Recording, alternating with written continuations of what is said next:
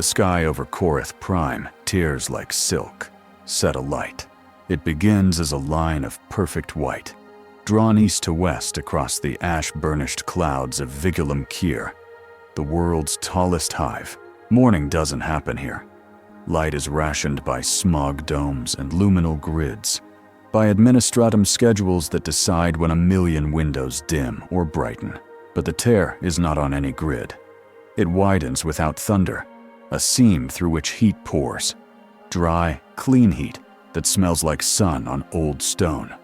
Vox masts avalanche static. Hab block loudspeakers cough, then die. For a second, the hive pauses, gears stilling, pilgrims mid-step, the slurry of humanity holding its breath. Something steps through the seam, and the seam closes behind him with a whisper, as if ashamed of the noise it made. He falls without falling, wings furled, a figure that is not proportioned to buildings or roads. He is proportioned to horizons.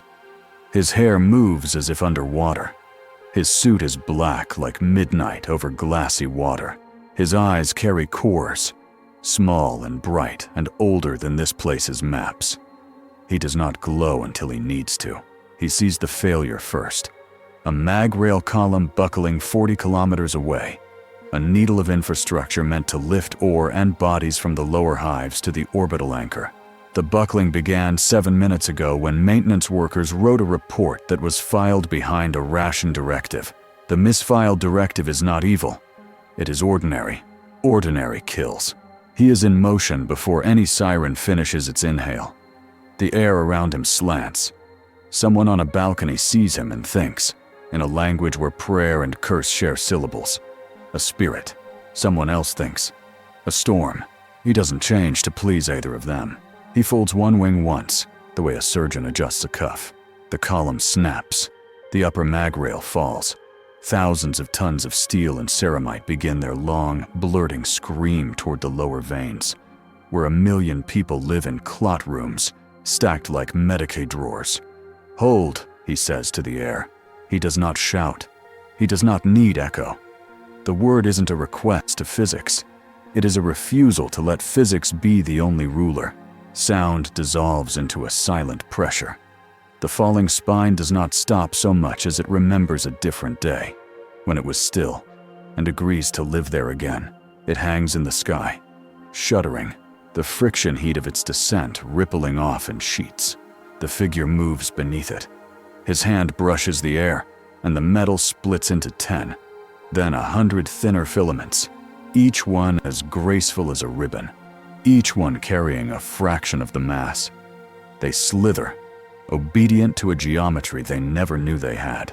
He threads them into the old scaffolds of the Under-Maiden district, stitching the falling to the standing, sewing a net across boulevards and chasms. The net groans, and then, obediently, holds. In the command spire of Vigilum-Kyr, Admiral Shoal Varro does not breathe either. He is a small man inside a storm of screens, their blue-white glare making creases look like knife cuts. He has destroyed ships without seeing the faces inside them. He has saved convoys by abandoning escorts who sang his name later in curses. The Vox cadres yell numbers he does not need. He takes in the line where the column should have been, and the net that now is. And he is not a man who believes in miracles. He believes in maintenance budgets. "Put me on open band," he says. Static answers. Then clears. "This is Admiral Varro, Planetary Defense. Unknown asset. You've just prevented a mass casualty event and a lifetime of bureaucratic penance. Identify." On the balcony of the spire behind him, a woman watches with her face turned slightly so the bronze of her rosette catches the light. Inquisitor Severine Kest does not hold breath. She catalogs. Her gloved thumb slides over the ridges on her bolt pistol's grip. Her eyes don't blink often enough to be natural. Below them, the figure lifts through the net like a lighthouse ember rising through fog. Hundreds of Hab cameras find him, low-grade optics trying to interpret him as glow, as shadow, as artifact. He does not answer for a long second. He looks down into the lower veins and sees the people not crushed. He looks at the knotted city. the towers like teeth gnawed by time, the warrens stained with the mineral breath of the planet. He looks at the sky. At the sealed seam, time resumes. "Lucifer," he says, as if introducing himself to a dinner table. Not a title, a fact. He tilts his head to the spire as if he knows exactly where their eyes are. "Designation insufficient," Vero says, reflex. He hears his own voice and finds it smaller than he wants it to be. Affiliation? Intent. Lucifer glances at the net he made. Affiliation. Self, and no one else's chains. Intent. Prevent unnecessary suffering in as many lives as I can touch. He lets the implications sit on their screens. "I came because I was needed." Inquisitor Kest steps forward then. The wind at the spire's height is a knife. She keeps her rosette visible, but she doesn't announce herself because someone who says the word Inquisitor often enough becomes deaf to the answers that aren't fear.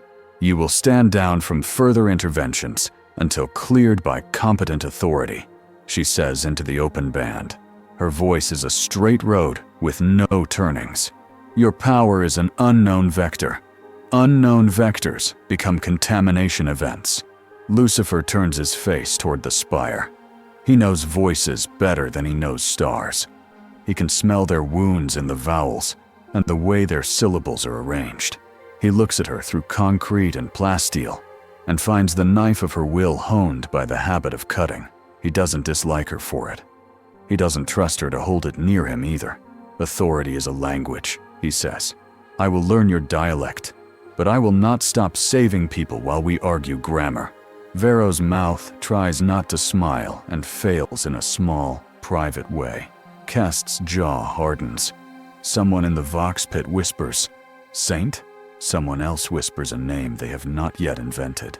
He makes a small motion, and the net unthreads, the hundreds of filaments leaning back into the healed column, reknitting. It is not right to leave a city in a suspended unreality. The column trembles, then finds a new balance. The rail cars shudder like animals waking from a nightmare. Sirens begin, this time on a cadence set by the living, not by silence. Metasay flyers swarm. Hundreds of thousands of people begin to do what people do. Get in one another's way. Help, cry, laugh, look up, swear, pray, sell bottled water. He listens because he knows the second sound. It starts before the last siren's second note. Low frequency, tectonic, not air, but meaning moving. The void parts. The sky, already wounded once, does not tear, but bulges. Warp translation scatters psychic frost like glitter for the mind. Admiral Vero hears the translation signatures a heartbeat after the figure in the sky raises his chin. A cruiser echelon. A dozen? No, more. The screens bloom with red sigils, the trefoils and serpents of blasphemy. The warp sheen clamps around the tallest spires. The first lance strike is a straight line drawn by a god with no sense of humor.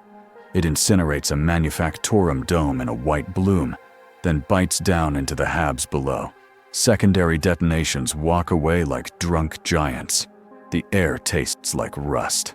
On the Auspex table, a cogitator servitor, skin the stale color of old paper, fingers replaced with prongs, stutters numbers. Translation in high orbit. Configuration suggests a Black Legion splinter, combined with word-bearers' cult vessels. Planetary defense grid at 41% readiness due to maintenance, Vero says without rancor. He can see the holes like missing teeth. He looks up at the balcony, at Kest, at the master of Vox, who is already making ugly noises about evacuation priority spreadsheets. He thinks of the 3 other hives under his protection, and how their numbers will look when this is over. He has a war to fight that he cannot win clean. He has an unknown on his doorstep, who just put a finger on gravity and told it. Not today. Unknown asset, he says, old habits stripping the name from the thing. If you're not intending to stop saving people while we argue grammar, prove it. Lucifer looks at the falling spear of light that is really a lance strike and moves. He doesn't flash.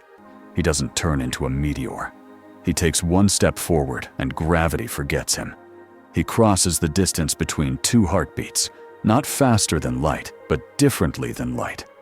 He is there when the second lance engages, a broadside meant to rake the hive spires like a scythe. He lifts one hand. "Bend," he says, as if asking a branch to spare a child's eye. The lance beam curves. It whips upward like a living thing, surprised by a leash. It carves a line through nothing. It hisses out into the cloud bank and dies without noise. The starship that fired it recalculates aim through a computational ritual that includes flayed skin and oracle fumes. Lucifer is already moving, letting the energy play across his palm like water. He redirects a third lance to his left, away from the hab stacks and into the sky's empty throat. It cracks like glass under stress and keeps cracking. Static screams. The first wave of drop pods burns in, black and vein-lit, shot from the bellies of ships that used to be imperial, and now are not. Their plasteel is engraved with lines that go nowhere and say nothing sane. The pods fall toward the low sprawl of the agri-shelters, where ration lines snake like intestines across the earth. They are not targeted for military value. They are targeted for harvest. Lucifer breathes in and speaks, not to the pods, not to the world, but to a thing people forget they share, the habit of going forward. "Pause," he says. The pods hesitate, tumble out of their expected intersections, and hit fields instead of lines. When their doors explode outward, the first shots take furrows out of soil instead of rib cages. He is there with the second breath, and his light, because he chooses to be light now, falls across the pods like a clean noon. The traitor Astartes inside look out and see their armor's shadow peel away from them like burnt skin. They hear 3 syllables in a language older than the ones they desecrate, and in those syllables is a memory of being human, which for many of them is more painful than any flensing knife they owned. They fire anyway. They march anyway. They are not saved by light. That isn't how this goes. Lucifer meets the first one like a blade meets a wrist. He does not raise fists. He raises 2 fingers and touches the chain axe as it arcs down. He tells it a short story about being a tool made to help cut timber for homes where children sleep. The axe stops before the sleeping. The Astartes who carries it, a giant in black with a face that used to be a face, looks down at the weapon like a betrayed friend. His second weapon, an elbow with a hidden spike, tells a different story and lunges toward Lucifer's throat. Lucifer moves like the first idea of movement. He isn't faster than them because speed would be a boast. He is where they do not expect, which is behind what they think is inevitable. He lets them exhaust inevitability. Then he gives a turn. He cannot be everywhere. He isn't trying. He makes space, literal, physical space, for the planet's own defenders to be more than numbers. Admiral Varro's voice never breaks. He is a professional at lying to a sky that has never listened. He sees the black rain spread and the white against it. All batteries, independent fire control authorization enabled. Ceilings are compromised. Fire for effect on marked coordinates. Blue countermarked zones are refugee corridors. Macro 4, 9, adjust. Elevation by 7. There. Hold that God-cursed hold. Give me first and third air lancers. They fly like gallows crows, but they know this weather. Sororitas, where are my sisters? Order of the Argent Wake reports en route, a Vox officer says, forgetting the politeness of titles under pressure. They are singing already, sir. That is not a tactical report. It may be the only one that matters, Kest says, low. If he is a demonic masquerade, their hymns will peel him. If he remains, she doesn't finish the sentence. She doesn't say the word acid again. The bolt gun at her hip is heavy and familiar. She slides a finger under the trigger guard, just to feel the metal warn her not to. He remains. Wherever the fighting is worst, he is in the periphery, making worst into survivable.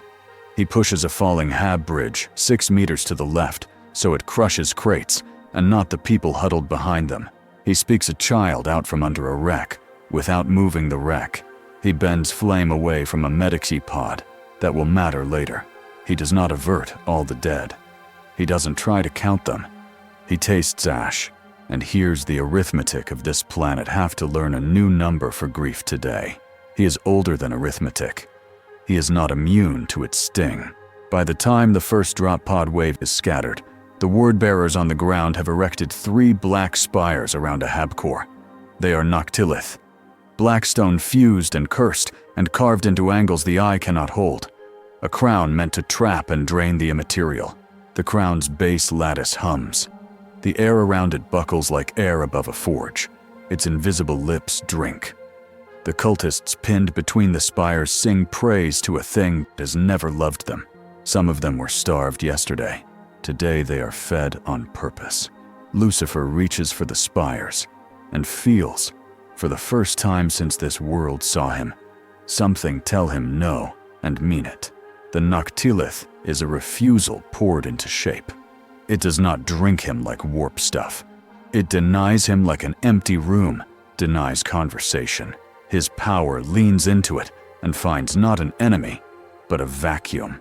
His light dims at the edges where it touches the crown. He pulls back, cautious as a hand near a live wire. "Whose trick is that?" he asks the air. "Not a prayer. His," says a voice like ink poured onto polished stone and taught to speak. Darnax, Vir is not the largest Chaos Lord Lucifer has seen in the last minute, but he wears his heresy like bespoke armor. His plate is a blue that wasn't made in any sky and isn't found in any ocean. His helm is the face of a thinking bird, flensed of mercy. His spear should be absurd. Long, barbed, throat-stupid. But it isn't, because the haft is made of a logic problem, and the tip is a needle of blackstone wrapped with a geometry that hates. He raises the spear in a salute that is also a calculations opening parenthesis. "Lightbringer," he says with a grin in his voice, "your name is a love letter to my patron." Lucifer's eyes meet that black needle, and his wings settle, just a fraction, like a man who has recognized an old photograph he never wanted to see again. "You carry a tool for crushing stars," Lucifer says. "A fair weapon, if you mean to slam it into a man's chest. I mean to write a better ending to your story with it," Darnax says. "Do you not like editors?" He doesn't wait for an answer, because he didn't ask a question. He moves. And for the first time, Lucifer isn't elsewhere before the blade arrives. The spear hums. No, it doesn't hum. It unhums, taking the resonance away from the world around it. Its tip touches Lucifer's shoulder because he chooses not to have his throat there. The touch pulls. Not blood, but intention flows toward the spike, drawn like breath. Lucifer feels it, the mechanism by which miracles are made. In him, a question of will and craft, being named by something that wants to pin that name to a wall. His light collapses toward that needle. He staggers half a step. The stagger is enough for every watcher to see that even he can be moved by force. Inquisitor casts and hail clicks. Admiral Vero says nothing because he has no breath to lend. The Sisters of the Argent Wake crest the smoking ridge of a rail line on bikes that howl litanies, their blades raised, banners whipping scripture, their voices tall in the broken air. Blessed be the fire that tests. Blessed be the water that tells truth. Lucifer smiles, small and ugly, because pain is ugly. Clever, he tells Darnax, and moves forward into the barbed logic anyway. They are 2 points moving in a city that has never seen this kind of duel, and has seen all kinds. One is a straight line, forced by armor and discipline to be brutal. The other is a curve, shaped by centuries of refusing to be where anyone expected. The spear kisses Lucifer's wing feathers, and where it touches, they blacken with a quiet horror, curl and fall. He does not cry out. That would give the wound a story it doesn't deserve. He inserts his hand into the gap between 2 runes on the spear, and tells that gap that it is home now for a moment. The spear yanks free, raw, irritated space. Darnax laughs because pain makes him glad. Mercy is treason, Darnax says, driving the spear like a pen writing the last sentence. When the foe has an ideology. Your kind always thinks it can save. That is your leash. Lucifer steps inside the ark and places his palm against Darnax's helm, gentle as blessing. And your kind always thinks you can own meanings, he says. And then he says one more word. The old version of Himpty, the version he only uses for cups and pride. Darnax's left gauntlet opens and never closes again. Bones remember being ash. The spear wrenches and bites Lucifer's side as it goes past. The Blackstone's kiss isn't a wound in flesh, it is a tear in intention. He feels part of himself, the part that refuses. Be refused. He falls without falling. His knee touches a pile of spent casings. There is silence in him, where there was always a note. Down. Darnax croons like a cruel husband returning home. Oh, Lightbringer, how you blaze when you are on your knees. Have you considered how much better you would be if you never rose? The Noctilith crown hums louder, tasting him in the air. The word-bearer's litanies pick their scabs. Cultists find knives and throats and tell themselves stories about necessary ugliness. Lucifer looks at the spear, at the crown, at the broken wing feathers that look like burnt snow. He hears whispers, not from Darnax, not from any mouth in the street, but from the place the sky touches minds, where chaos moves like a patient bacterium, waiting for the iron of belief to wash over it. We could fix this for you, the whispers say, with reasonable joy. We could trim back that stubborn ethic until it fits your reality. You care about freedom, do you not? What is freedom, if not the correct arrangement of outcomes? Take the throne they built and call it service. Save them by owning them.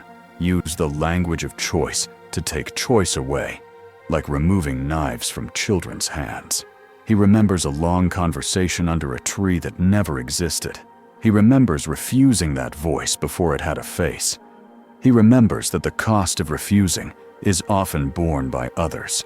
That memory is the wound the Blackstone can't make worse. It already is. His hand is on the street. It is warm. There is a piece of chalk under his fingers that a child was using to draw a sun with too many rays. He takes it. White, stubby, soft. He draws a line between two of the Noctilith spires. Not on them, not against them, not to them. He draws a human-sized line. Here, he says, and the line becomes here. A place, a fact. It is ugly, and it is good. The crown cannot drink what is stubbornly local. Its hunger eats a shape like him, not a line like a child's. Where the line is, the air remembers it is for breathing. People who were choking on their own panic take a breath because he made a strip of world that doesn't produce despair for a meter's width. It is not much. It is enough to get too wounded off the concrete before the fire eats the rest of it. Darnax laughs again, but it is thinner. His spear hates lines drawn by children. He stabs, and Lucifer catches the shaft with both hands, like a man catching a hungry animal. The black needle is very close to his face. It chews on light. He says a word, and the world tilts. The spear slides into a gutter and eats dirty water instead. The sisters arrive then, a hymn like a hammer, bikes leaping the rubble. Their armor is white and proof against soot. Their eyes burn with the particular joy of women who came to do violence that they do not confuse for love. Their leader's banner shows a silver tear on black silk. Under it, the motto, "We wake, we wash, we wound." Canoness Mirabelle Dawn lifts her bolter in a salute that includes and refuses his light in equal measure. "Hold the edge," she says to him without turning her head. "We will unmake their words. They sing. It isn't pretty. It doesn't mean to be. It is a naming of harms and the refusal of them, one by one, with the full-throated stubbornness of hard women in harder armor. The hymn isn't magic. It is reminder.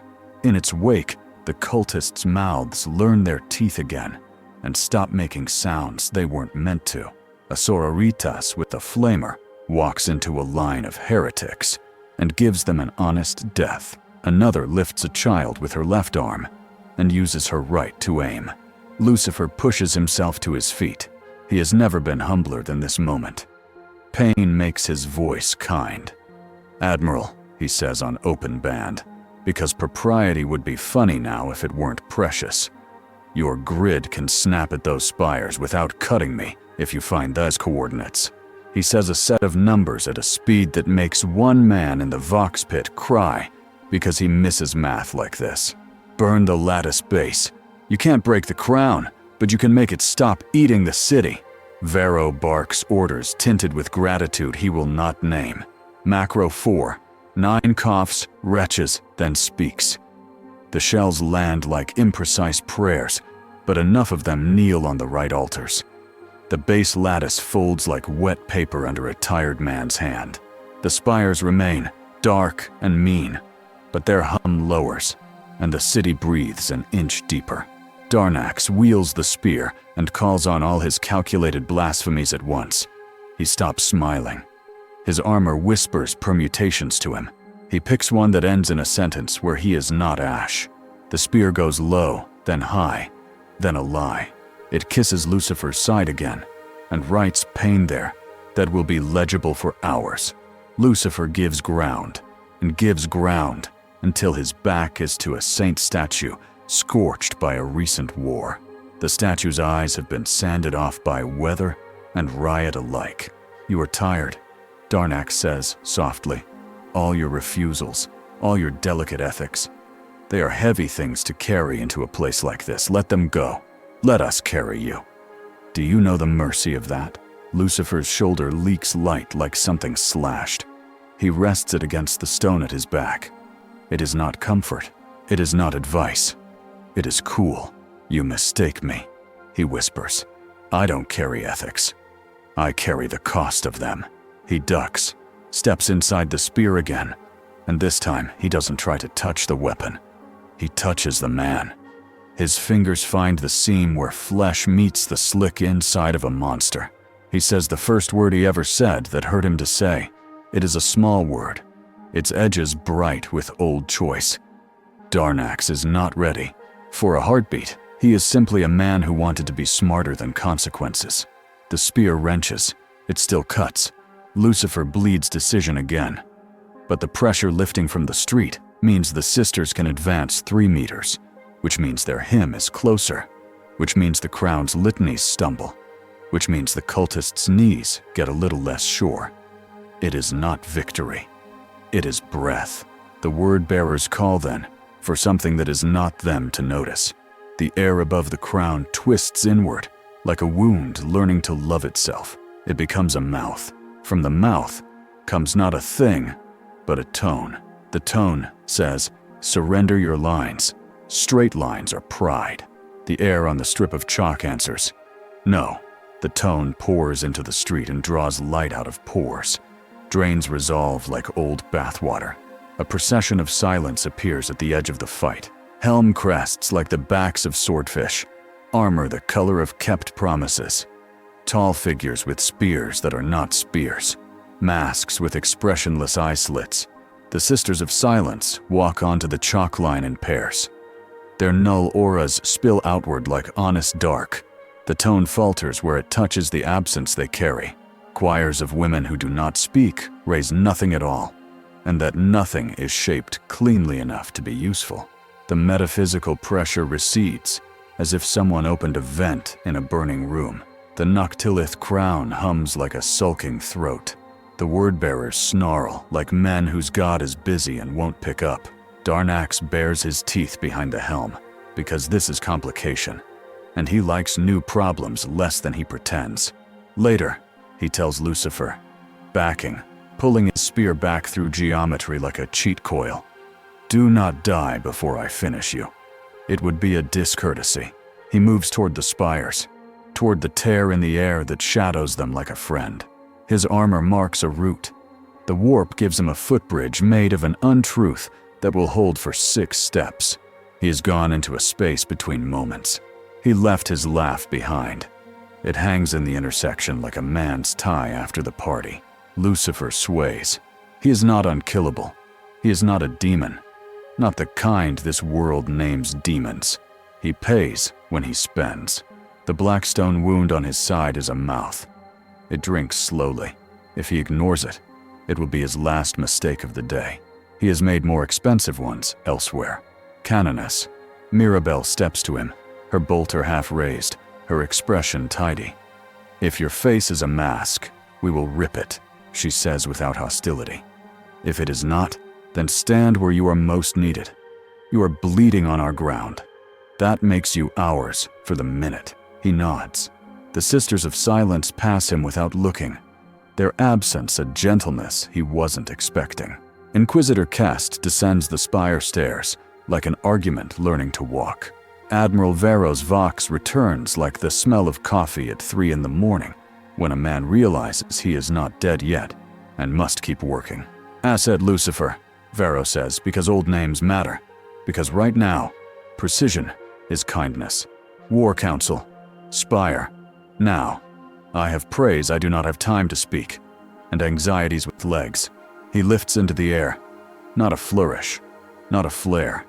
He is gray at the edges, holding the wound because it will not be held by anything else. People look up from the ruined market and see a thing that is injured, and not afraid of being seen. It is a better sermon than any some of them have heard. The command spire smells like burnt insulation and cold tea. Its windows show a city that needs 1,000 different things, and will get 20. Vero stands with his jacket open, his collar wrong. Kest stands with her hands behind her back, like a woman choosing how to state a verdict. Canoness Mirabelle plants her banner in someone else's floor without asking. A Sister of Silence stands in the room's corner and erases a little of everyone without malice. "First," Vero says, "thank you. That is not strictly professional. It will never be repeated on a recording. Now, what are you? I am not asking from fear. I am asking from logistics. I have a fleet above me that will not be defeated by kindness. I have an enemy commander on the ground armed with mathematics that hurt you. Whatever you are not an endless well. I need to know what you can do again, and what will kill you if I ask it of you." Lucifer looks at the city. He swallows. For a second, he remembers a bar on a different world, where he used to tell people he didn't need to tell things to anyone. He used to be amused by himself. He isn't now. "I am a craftsman of sentences," he says. "I can speak truths and ask the world to host them. The world is good at hosting. It can be persuaded to remember kinder outcomes. I can bend things if they will bend without breaking. I cannot make you love what you choose to hate. I cannot rewrite a life without becoming a tyrant. I will not do that. There are places I cannot step. That crown of black rock is one. The spear is another. The sisters here are a third. Their absence bites me." Kest's eyes narrow, calculating. "So you admit weakness to pariah effect and to Noctilith. You can be pierced by hexagrammatic inversions, by things that name your refusal and pin it to a wall. You claim you will not tamper with will. That means you will let people die when saving them would be a line you refuse to cross." He meets her stare. "Yes," he says to the last first, "because if I carry them past their consent, I become what you hunt. I won't be that for a clean street." He turns his chin toward the sky. "Yes, to the rest, too. But I heal quickly where I am not nullified. The wound this spear made is not quickly." Canoness Mirabelle nods once, an acknowledgement of both limits and use. "We require instruments for the Black Crown," she says. "Our hymn and the Sister's Null will keep it from eating more. The Admiral's guns can neck it, but the lattice is still there. We'll need to uproot the pylons. I recommend a push with mobile cover. She jerks her chin at Lucifer without reverence. "Can cut a corridor by making terrible men remember their mothers for 30 seconds. We will see what 30 seconds is worth when we lean on it." Vero looks down at a sheet of numbers and then at Kest. "Our longer wave. They didn't come to sack one hive. They came for announcement." Kest's voice loses ornament. She stops sparing any feeling for her phrasing. "They came because something came through the sky that wasn't theirs," she says. News like that rides warp currents. They'll want you, Lucifer, as trophy or as font or as scandal. They have a crown, because if they can seat you in it, willingly or by clever definitions of willing, they can warp a continent. They will bring a stronger lure or a smarter blade. They will bring an argument. Argument, Vero says, like it's a slur he wants to enjoy later. What can hurt him conceptually? Cast looks at Lucifer and speaks to the room. Offer him a cleaner tyranny than the one we live on, she says. Offer him a throne he pretends is a tool. Ask him to love outcomes more than process. It's a better temptation than pleasure or wrath. It is a temptation with a face I almost like. She does not look ashamed to say it. He feels the blackstone wound tug him inward again, as if it had teeth. He hears the whispers he refused earlier remind him that he is not omniscient. That sometimes the fastest way to stop pain is to hold the hand that makes it. He thinks of a golden throne he has never seen. It appears in his mind with a light he distrusts and respects at once. I will not rule your people, he says into the room, harder than the wound. I will help. I will carry. I will argue with you until the time it takes kills someone we could have saved. But I will not sit where you put your saints. The moment I do, I will become the thing you fear I am. Cast inclines her head, a thin respect. You think the Imperium would let you sit, she says. Charming. Alarms climb. A new translation shakes the spire's windows without touching glass. The cogitator servitor gags and spits out characters in a script built out of horn and ash. Cast steps to the table and lays her palm on its surface. Her rosette glows as if it were a burn beneath her glove. Secondary force, the Voxmaster says. Echelon shows a pattern that is... He stops because his mind balks at the shape. Not chaos. Not at all. Vero stares. He has fought Xenos and heretics, and men who called themselves pragmatists. He knows what not at all looks like. Necron, he says. The word is trouble cut into a coin. Spires waking in the middens. Noctilith draws crows. Oh, blessed saints. Kest's mouth says a prayer to a god she has to believe hears her. It isn't pretty. She is not pretty when she prays. Lucifer straightens. Pain radiates from his side into his breath. He tastes dust with a flavor that is almost hunger and almost math. He looks out of the spire and sees the ground opening in tidy, hateful lines. Structures that were buried by history's weeping climb upright. They are exact. They have never been tired. Why would they come? Canoness Mirabelle asks. Not rhetorically. She hates rhetorical questions. Cast answers because her trade is patterns written over graveyards. Blackston, she says. They eat gods.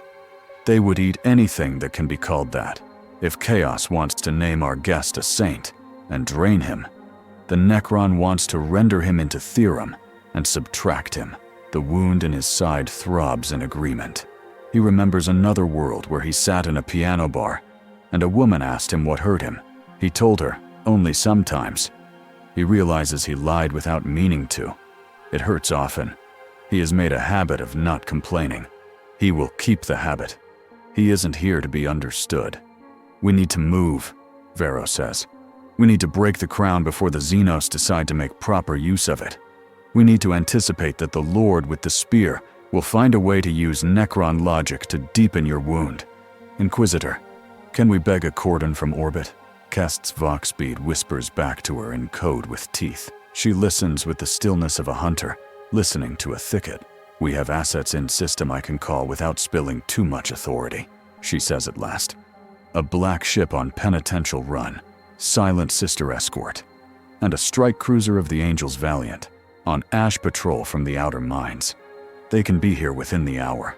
She looks at Lucifer. If you survive the hour, he wipes blood that is not blood from his side. He tastes iron anyway, because bodies are conservative. That is the plan we are making, he says. What else am I learning? Faith scales are strange on days like this, Mirabelle says. If you keep pulling miracles from your teeth, people will pray your name. That pulls you into our language whether you like it or not. It will sharpen the knives of those who need a heretic. It will sharpen mine. Are you ready to not be loved correctly? He smiles like a man staggered and standing. I haven't been loved correctly in a very long time. They move. The push for the crown isn't a charge. It is an argument carried by tanks.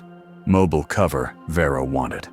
He gets it in the form of Chimera transports crusted with pennants, Lehman Russ tanks coughing soot, and bikes stitching the space between them. Lucifer is not in front. He is to the side, puncturing inevitability where it takes a breath. He makes shooting lanes for men with good aim and poor luck.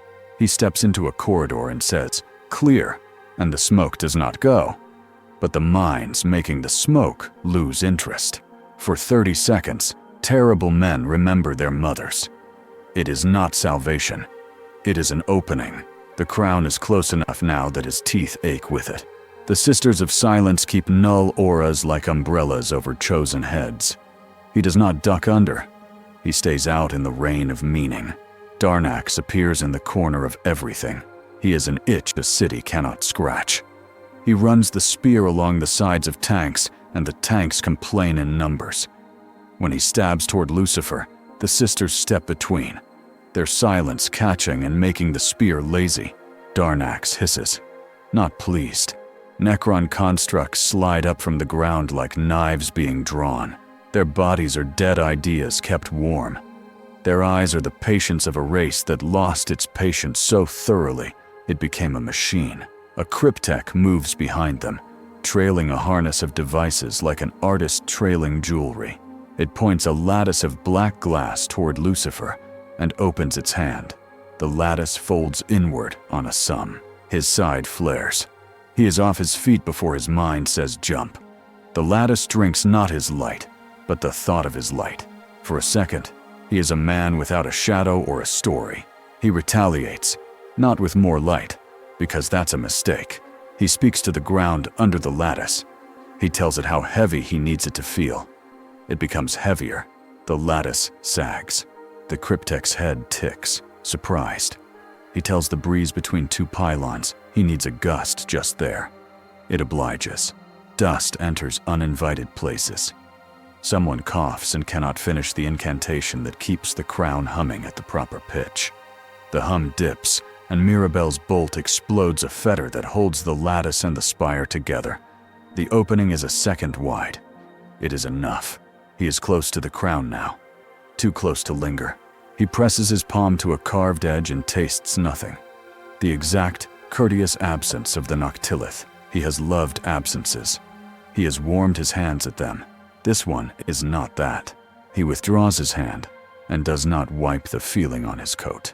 Darnax comes again, inevitable as a boast. "This is where you break," he says, as if reporting weather. "This is where you learn to be used." There is no shame in becoming function. Lucifer cannot help himself. "Then why are you ashamed?" he asks. And in the breath where Darnax calibrates fury back into calculation, Lucifer chooses to be somewhere else. He is above the crown, in the space the Noctilith cannot drink, because geometry has a sense of humor. He draws a line with his chalk that isn't chalk now, that is instead a habit he refuses to quit. He draws a sun with too many rays, because that is what the child wanted on the street. It is ugly. It is asymmetrical. It is hope without the certainty of reward. It is an irritating shape to terrible math. The crown does not break. It does not know how to. It stops being the only story in the intersection. Chaos sours where it counted on coherence.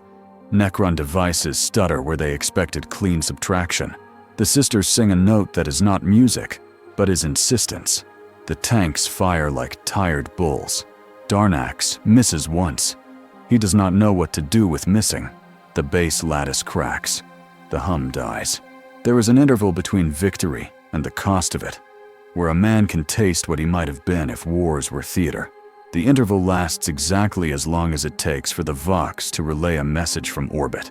On the authority of the Ordo Hereticus, a choir of blank voices says, The entity designated Lucifer Morningstar is required to attend upon higher judgment.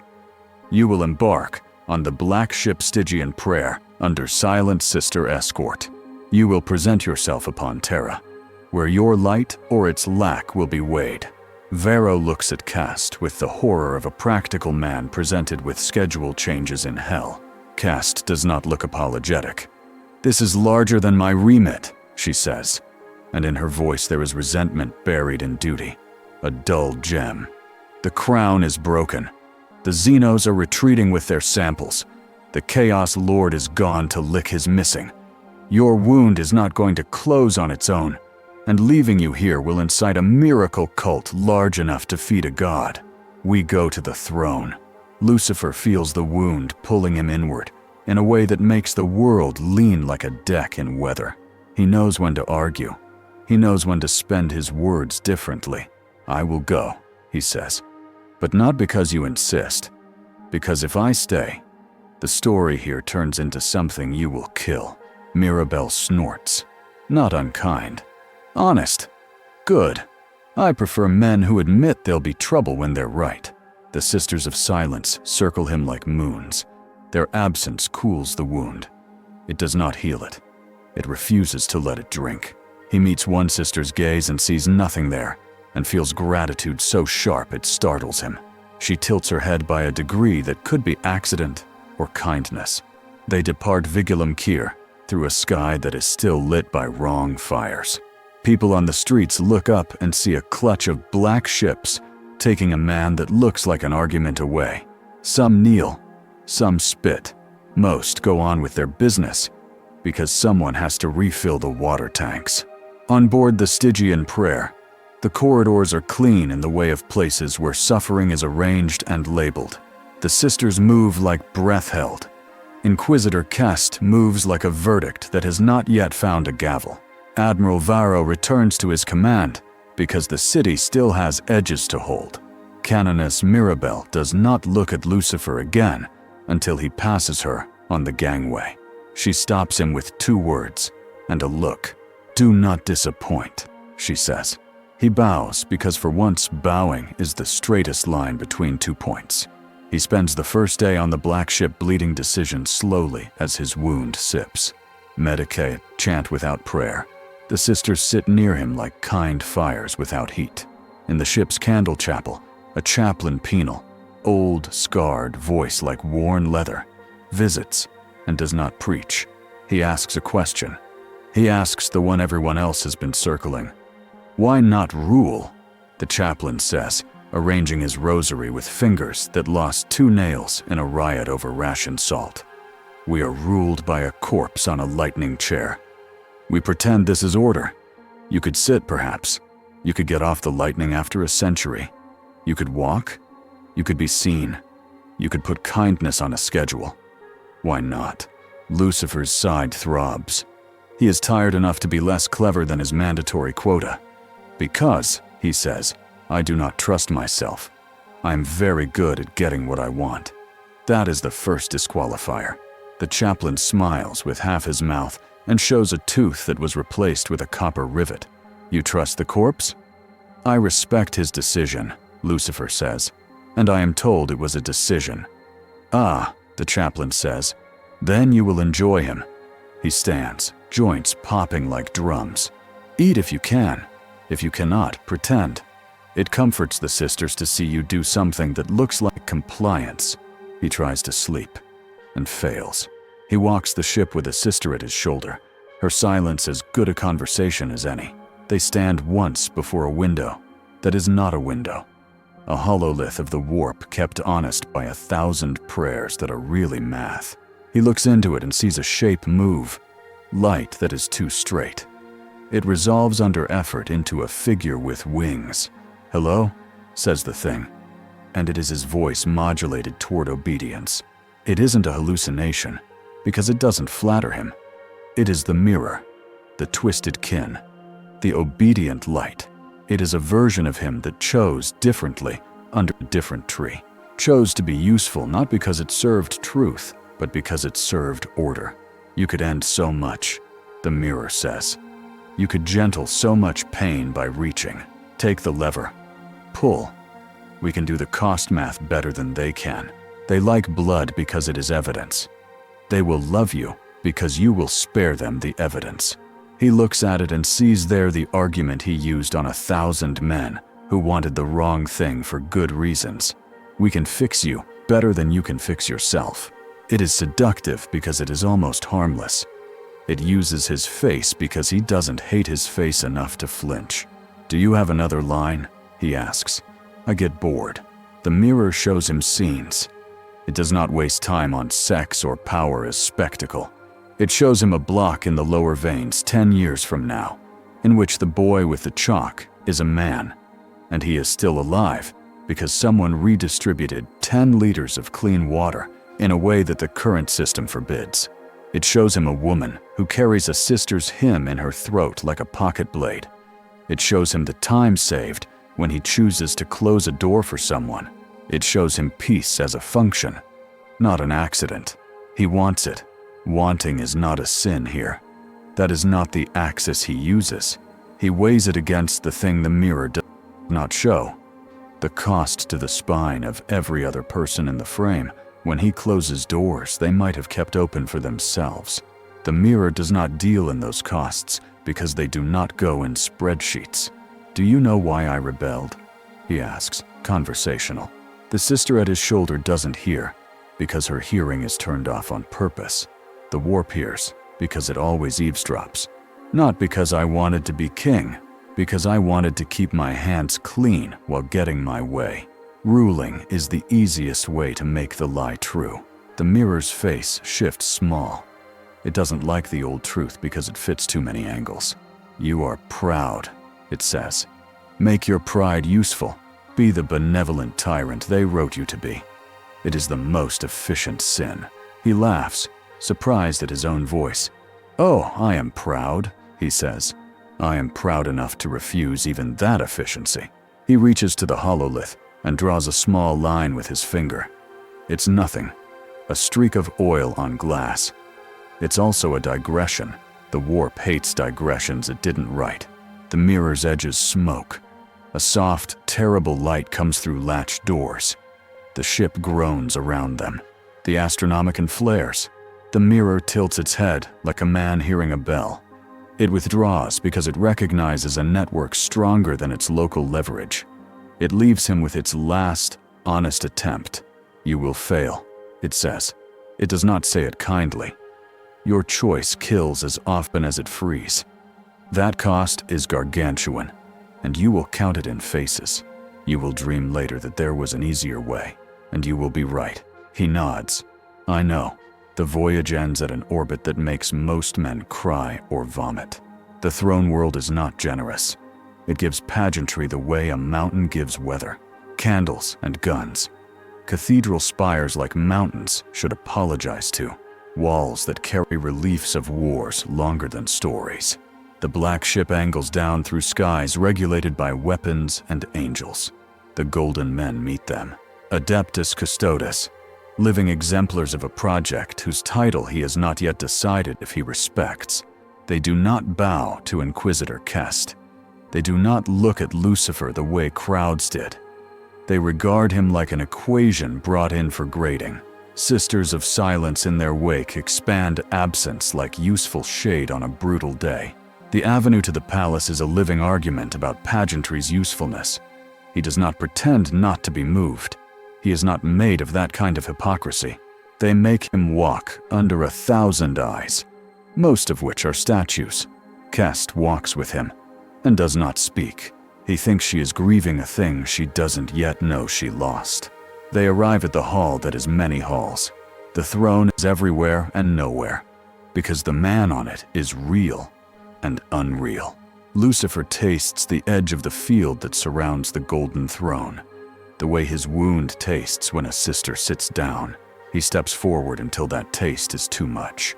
He stops because refusal includes refusing injury that makes you stupid. The audience is not words. Words would be insult. It is touch without touching. Mind to mind without rummaging. It is the taste of old decisions. It is the echo of an age that tried one plan and decided to carry it into the world like a torch that also burns the bearer. He does not bow. He does not stand straight like a challenge. He stands like a craftsman, considering a long job on a tall ladder. In the space between them, 3 paths assemble themselves without pretense of mercy. The first is simple, a seam like the one he came through, open again over a different ocean. If he steps through it, his wound closes because the arithmetic that wounded him is not legal there. He will forget, not his name. He has kept that too long. He will forget how this world looked when it refused mercy, and when it accepted it, will forget the faces of a sister who tilted her head, of a boy with chalk, of a woman with a banner that told the truth in 6 words. He will return to his old theater, to his old negotiations. He will be able to say, with a straight face, that he does not know anything about a crown made of black rock. Some mornings he will wake with a headache and a feeling he cannot parse. He will do good there, on good days. On bad days, he will be clever. The second is bright and hot. He stays as he is without sanction, without crest, free to walk and interfere and ask and bend. He will become a schism in the Imperium, not because he intends to, but because people will place him like a knife on 2 sides of a loaf and push at once. Kest will be required by her language to hunt him. Mirabelle will be required by her vows to stop him when his kindness breaks an order that kept a city from burning last week. He will help and be loved badly, and be hated well, and the blood price of each act will be immediate. The enemy will be thrilled. They love when the house argues with itself. He will break less under rules and break more under outcome. The third is cold and clean, sanctioned, bound. A servant that is not a slave if he decides to walk in with eyes unbrightened by lies. He would receive a sigil and a stricture. You will not be worshipped. You will not strike our minds into shapes you prefer. You will defer to our war when your mercy would cost too many lives in this calculus we have learned to hate and still use. In exchange, he will get corridors opened by decree. He will get planet-wide evacuations that are not possible when he whispers at stairwells. He will be told where to stand, the way a pillar is told where to stand. He will be scolded by men who have memorized his height. He will save 1,000 more lives than in Path 2, and lose 1,000 more arguments. He will lose autonomy. He will gain leverage used by men he respects somewhat, and women he could love from a distance. The throne does not speak in sentences. It shows him numbers he did not want, and names of places he has not seen, and the taste of ash in those places. It shows him the blood ledgers Kest has to carry in her glove. It shows him what it costs to keep this thing, the species, the project, moving through a night that is not patient. It does not flatter him with exaggerated importance. He is a piece, valuable, like a hand is valuable to a man who works, not like a crown to a man who wants to be seen. He weighs. He remembers the mirror saying the obvious. He remembers refusing. He remembers the lady in white who sang ugly and true. He thinks of the boy with chalk drawing too many rays. 3 conditions, he says into the quiet, and the quiet inclines to hear. First, I am not to be worshipped. Any shrine with my face becomes rubble. I will do it myself if you are busy. Second, I do not act on minds. I speak. If they want to follow, that's their spine. Third, when your calculus demands an atrocity, I will argue until the last possible second. And if that second comes and the atrocity still happens, you will not demand that I bless it. The silence that answers is not assent and not refusal. It is respect, deep enough to not disguise the cost. He steps toward the third path because he is proud. It is the proudest thing he can do to take a chain he chooses because it will save more faces he has seen. He hates himself in a clean way for it, for a thin sliver, and then lets the hate go like breath he doesn't need.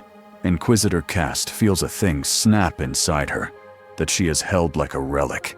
It is not faith-breaking. It is a piece of loneliness changing shape. The sanction is not a coronation. There are no trumpets.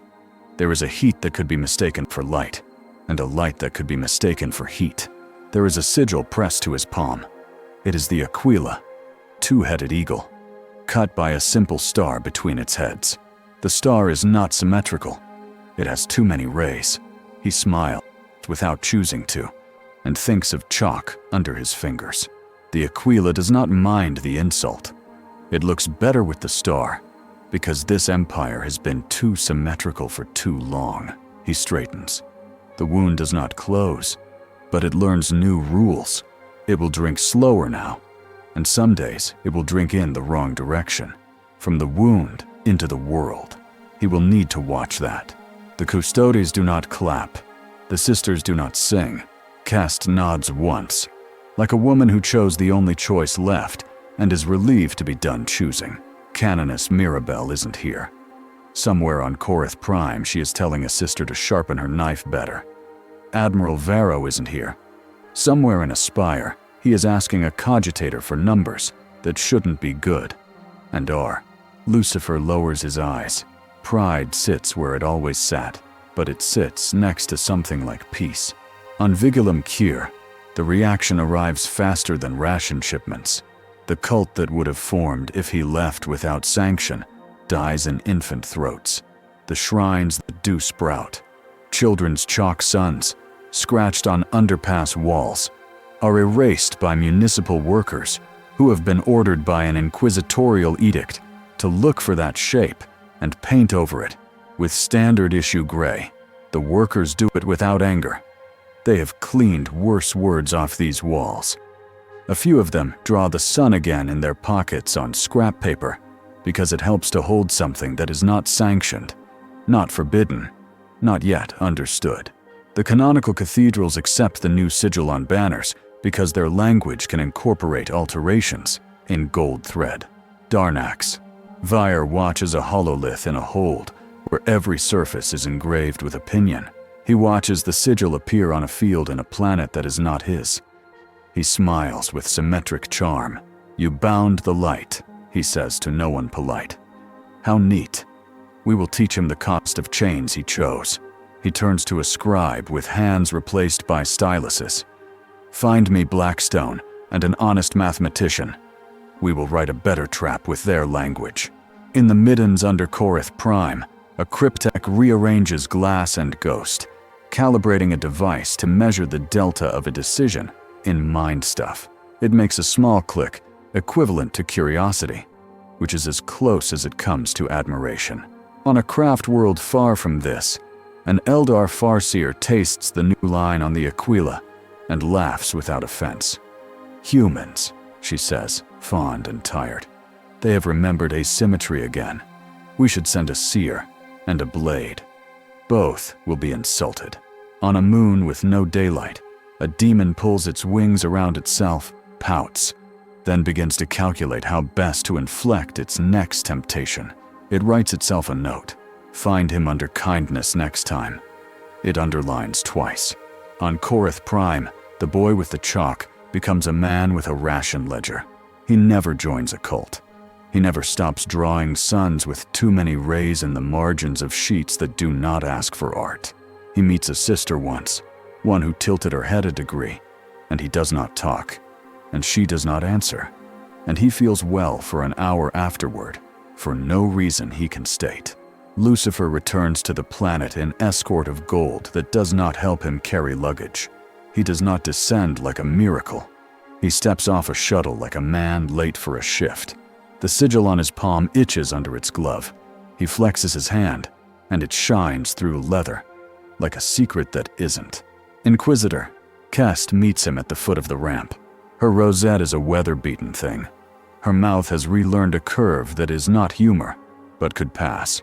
"You have conditions," she says. "The throne has conditions. They conflict. I will be the place where they grind. I will bring tea," he says. She snorts.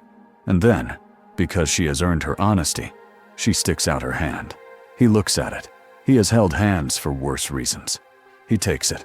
They shake like colleagues, not like friends, not like enemies.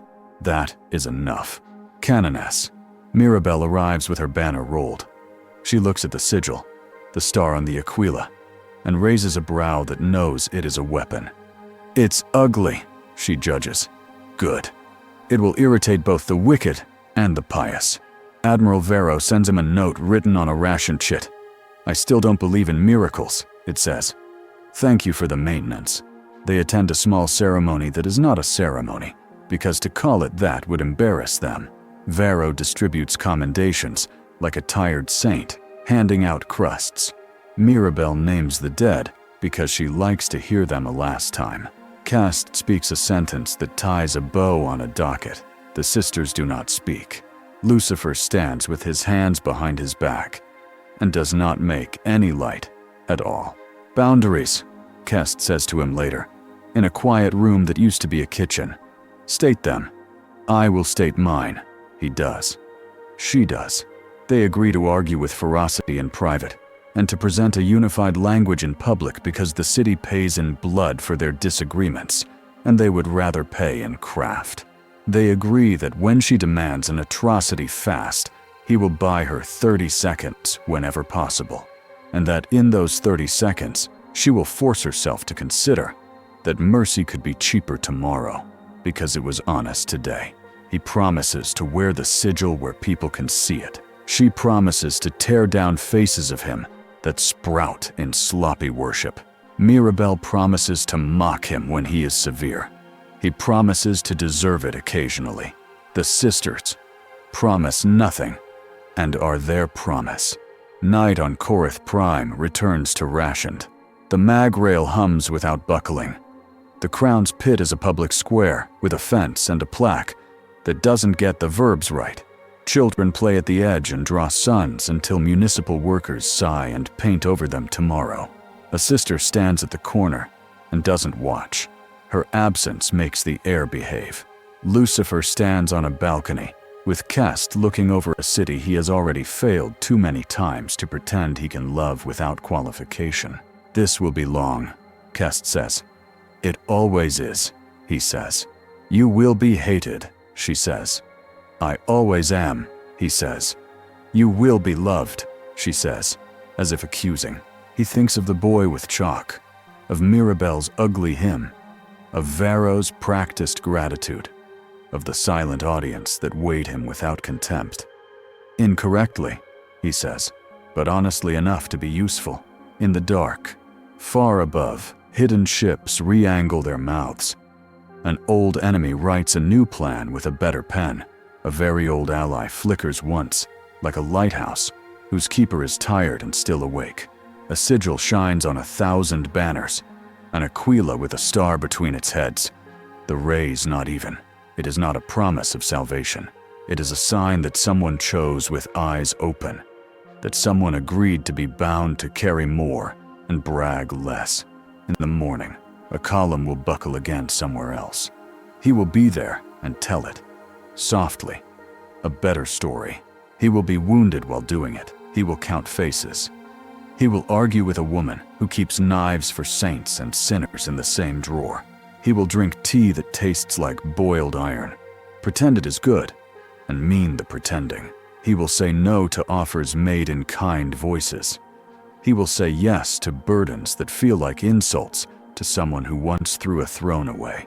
In a hive that does not expect dawns, a child draws a sun with too many rays, and no one stops her in time.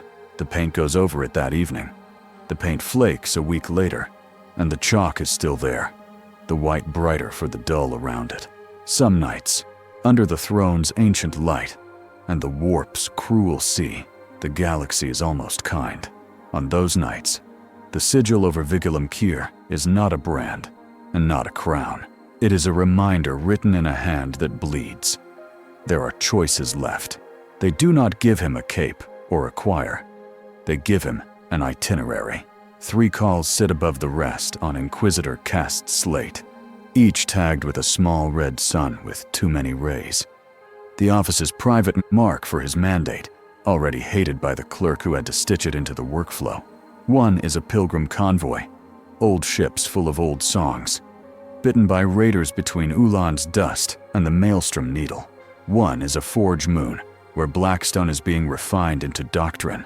One is a rumor of a sect forming around a chalk drawing in a water queue.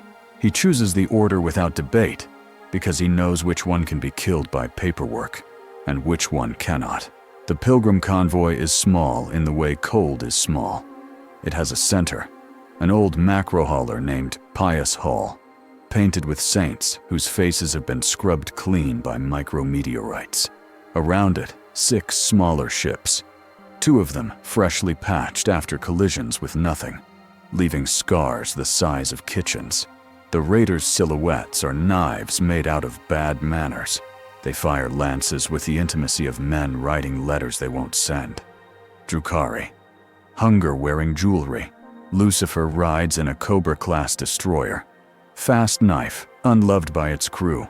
Loved by the Void, because it keeps trying. Admiral Vero lent it with 2 tight sentences, and a third. Looser, try not to bend it. We cannot afford good mechanics. He doesn't take the bridge. He does not insult the captain's spine. He stands in the gunnery gallery, where the air smells like coolants and shame, and where men with grease under their nails keep the guns singing on key. He puts his hand on the cold rail, warm skin against machine. Hold their lanes, he says to the Void, which never obeys until someone tells it that it will regret disobedience. Make space. He doesn't bend the raiders' shots. He nudges the rhythm of their firing pattern by the length of a blink.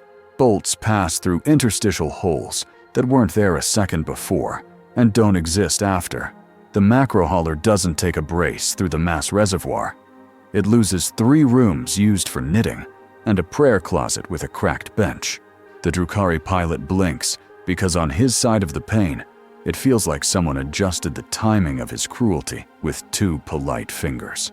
Boarders incoming, the gunnery chief says. He hasn't slept in 3 days. His voice sounds like a rope doing its job. Starboard, hooks. We'll cut most off. The rest, bless. Lucifer nods once and moves through bulkheads without making it seem like a trick. He stops in an airlock where men in patched void suits hold shotguns like their father's hands. He sees the fear, the boredom, the left shoe with a different color lace. He does not take their fear away. He looks them in the eye and says, "You will move well when the door opens." They will. Some of them will die moving well. Good movement is not a spell. It is a sentence they can truth. The door opens. The raiders are ballet and knives. The defenders are shoves and curses. Lucifer steps where the door frame would like not to exist for a second and enters the Drukhari's idea of distance. He shortens it.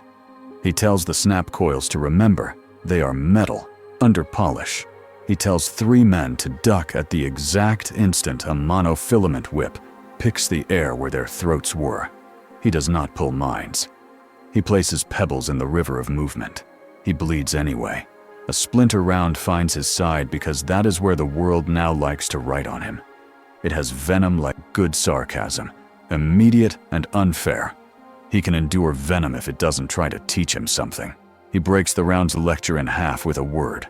It hurts like ripping tape off skin. The boarders fall back to their hooks, suddenly uninterested in this amount of work. For this much fun. They leave 3 of their own behind, because their friends are not their friends. The defenders breathe like men who forgot they were breathing. In the center of the convoy, the Pious Hall opens a bay and lets 100 people look out on space through the most expensive window they have ever seen. They gazed at the stars in terrified silence. One child draws a circle in fog with a finger and gives it too many rays. Her mother slaps her hand away, then kisses the place she struck, because she remembers nothing and everything at once. By the time Fast Knife hobbles the last raider with a shot like a laugh, the convoy is down 2 pilgrim ships, but still moving forward. That is called victory when you are an adult. He stays long enough to patch a hull with language and mend the cadence of a hymn that was carrying a syllable like a bent spoon. He leaves without speaking to the man who keeps the manifests, because it will be easier for that man to believe that he saved himself, which is true enough to be useful. The sect is nothing and everything worse. It is 6 women in a lower veins kitchen, around a pot of water they took turns carrying from a spigot that lies as often as it flows. It is a chalk drawing on a wall, child high, a small sun with too many rays. It is a murmured sentence: if mercy is a sin, then bless my sin. It is a preposterous claim that everyone wants to believe because their backs ache. Kest meets him at the edge of the alley. She keeps her rosette under the cloak because this would be easier if she were merely a woman and not a myth's knife. She does not begin with the edict. She begins with numbers because she is kind backwards. From 6 to 60, she says, low. From kitchen to queue. No violence yet. No rituals beyond the fad of drawing that cursed shape. No demands. But the whisper spreads like a draft through cracks. 10 more days, and I have to pick tools I don't like. Which? Make a martyr, or make a liar. The first is quicker. The second lasts. He walks into the kitchen without knocking. He doesn't shine. He has learned to fit his edges into rooms like this. They have enough heat without him being a sun. The women look up like deer hearing a twig. He smells the soup. It is enthusiasm held together by salt. You cannot worship me, he says, before anyone makes the mistake of a title. You cannot worship any intermediary.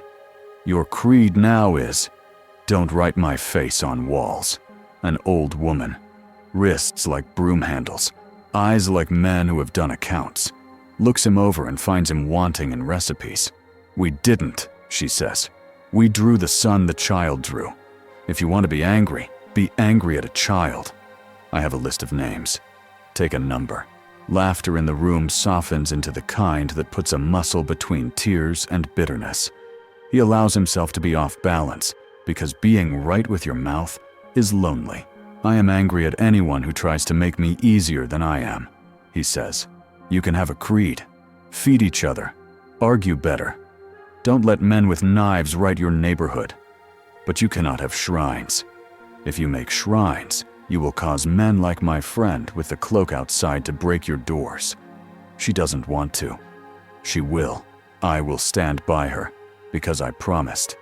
And because I am tired of worse men eating better women, while I write epigrams. The women stare. The old one smiles like a man adjusting to dentures. You speak pretty when you're tired, she says. Fine. We'll draw suns in bread dough where no one can paint over them. Let us have one small secret. Take the walls. He knows a good compromise when he hears it. He nods at the chalk drawing.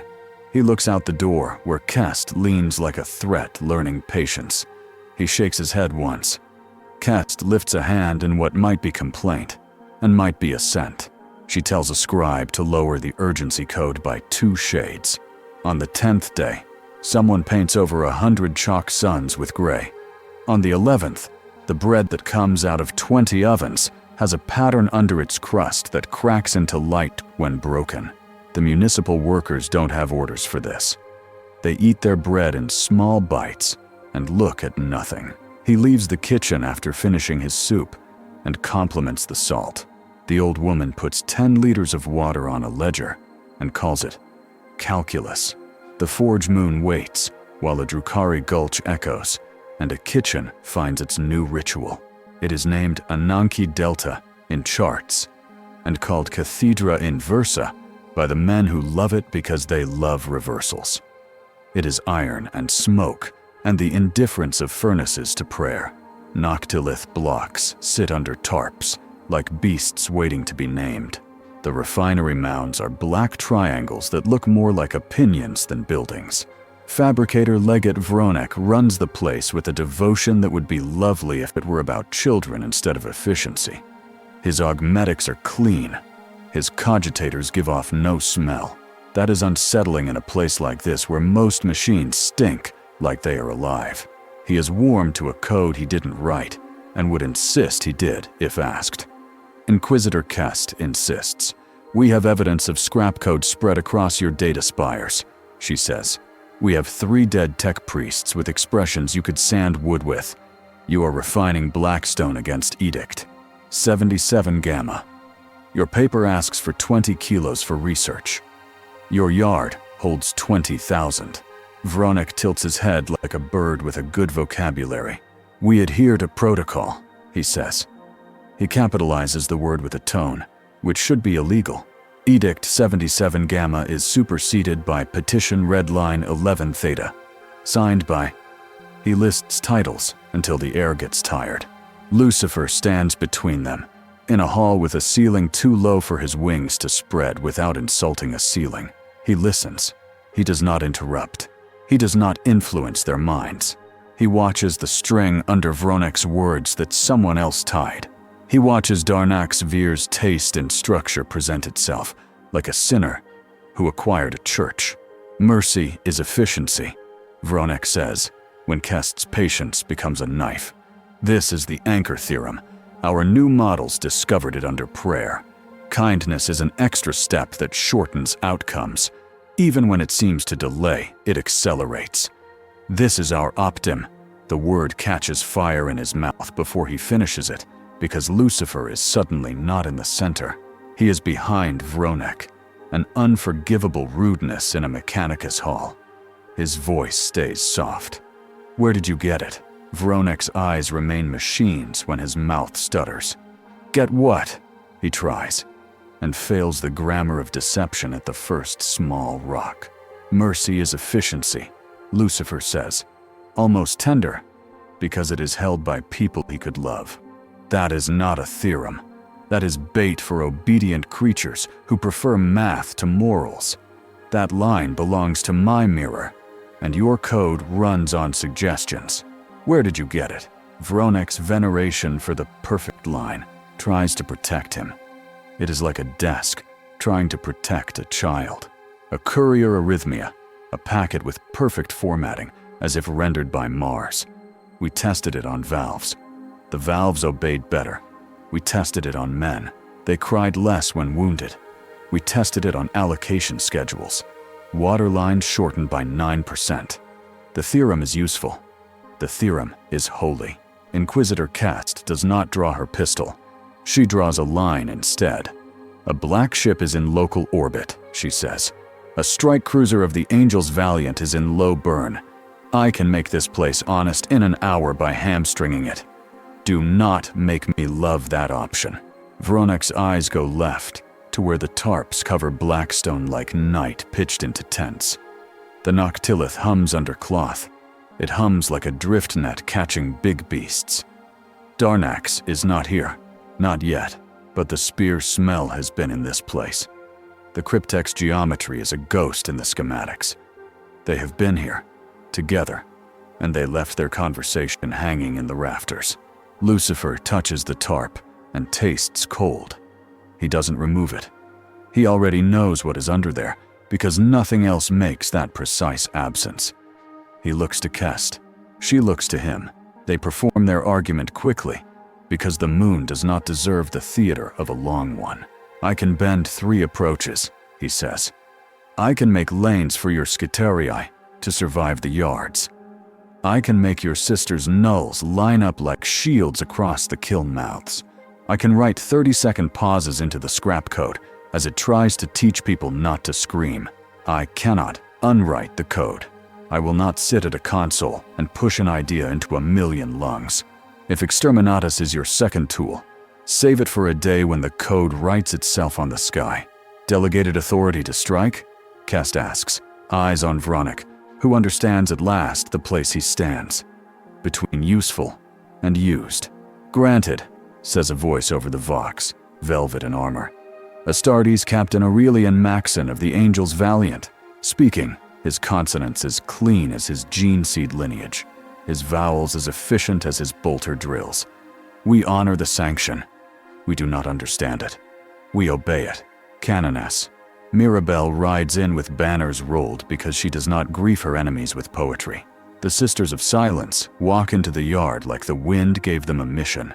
Skitarii from Vronek's cohorts step with the precise guilt of men who know they have been useful to bad math. The yard fills with sound. Him. Drill can't. Scrap code. The scrap code sounds like a chorus of watchers saying, "Please." The sister's silence is the only honest sound. The refinery's heart is the cathedra proper. A reversed cathedral, whose floor is an altar, and whose altar is a well. The Noctilith. This should never be holds a web of wires and prayers and selfishness. The cryptech's devices sit like surgical tools, cleaned and rewrapped after the crime. Next to the well, on a plinth of still warm code, stands an effigy assembled out of light and absence. It has wings. It smiles. It speaks in Lucifer's voice. "Welcome," it says. The modulation is perfect. Softer when he is kind. Firmer when he is a wall. "We wrote your help into the model. Is this not efficient?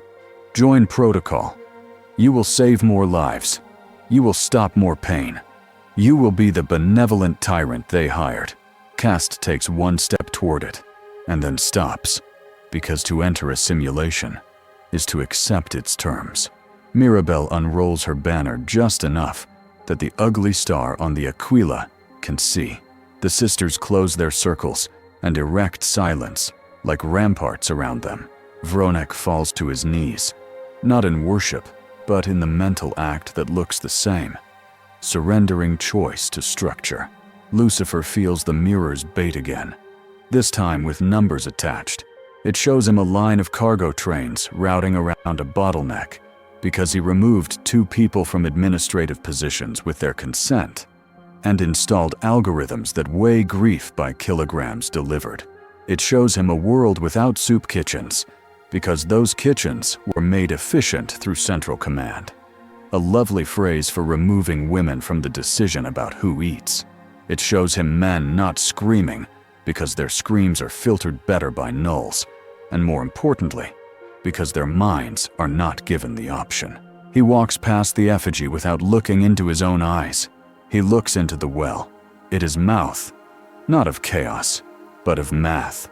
The cryptech wrote a poem in geometry and did not tell anyone it was a poem because the Xenos does not know that word. The poem is titled, "Here, let us name your freedom until it breathes as we ask." Darnak steps out from behind a pillar because a man like him understands climax. He carries the spear. Its tip is wrapped in a line of clean cloth, like someone pretending to be courteous at a funeral. "Our calculations aligned," he says. "I am pleased when my enemies are predictable. It makes killing them feel like competence." Lucifer turns half of his face toward him. "Your partner writes prettier lies than you," he offers. "You should practice." Darnax's laugh has less in it than before, not because he is less amused, but because he is closer to the object he actually wants to hit. "I did," he says, and tears the cloth off the spear. The tip glows not with light, but with exactness. It is black like a definition. It drinks sound around it in a neat cone. The Noctilith is not simply a denial anymore. It is a funnel. The spear does not simply pierce.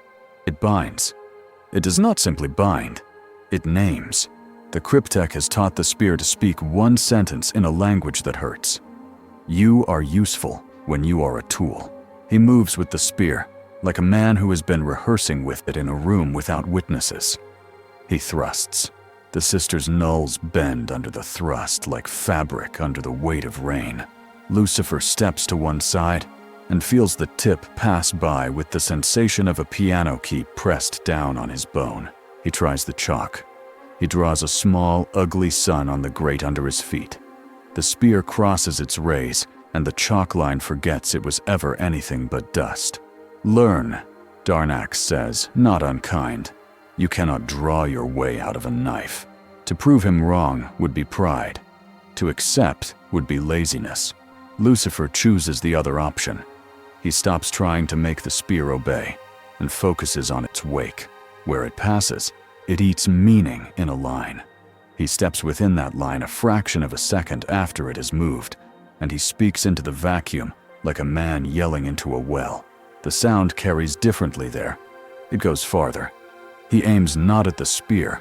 He aims at the room. "Here," he says, to the people with machines in their heads. "Attend. Men who were surrendering to good math remember bread ovens. Women who were surrendering to clean structure remember hands that hurt and hands that didn't. A sister who had closed every ear she owned against everything hears nothing louder and nods once, as if someone thanked her for the absence she carries. Darnax adjusts. That is his sin. He cannot stop optimizing. He sweeps low. He carves the air. He writes his arguments with the spear so that even the wind feels corrected. Lucifer's side takes a kiss of definition.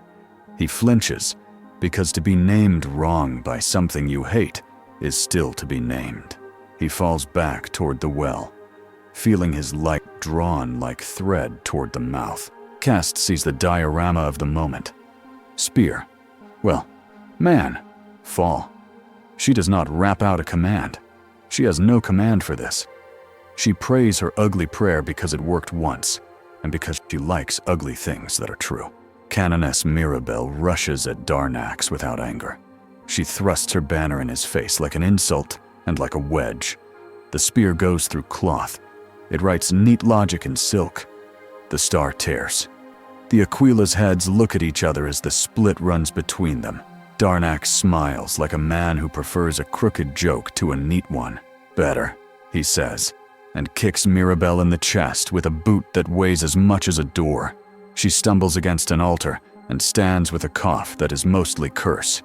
The Cryptek activates a lattice because it sees a moment in which its human collaborators may fail. The lattice folds. The room smells like smooth decisions. The world narrows toward the well, not because the well is hungry, but because the world loves neat cones. The sisters' nulls collapse toward them like domes. The yard outside howls with augmented men who now understand they were reading a romance novel disguised as a user manual. Lucifer's heel touches the well's lip. The wound in his side sings, and the well sings back in the same key. For a breath, everything here is a choir of tidy, clean harm. He does what he always does when the choir is too clean. He coughs dirt into it. Stop, he says, to no one and to everyone. This is boring. It is not a spell. It is a criticism. It lands on Darnax like a breath in a mirror. It quirks the Cryptek's head a degree. It offends the well because wells are proud of being functional. He has insulted function. In the space that offense opens, he tells a story to the floor under his feet. The floor made by men, and sanctified by oaths that are not God's, but might as well be. You were for burning wrong things, he says to the sacrificial grate. Today, you can be for burning this. He tips. He steps backward. He falls into the well on purpose. Cast's jaw makes a noise her polite professions would call undignified. Mirabelle swears creatively.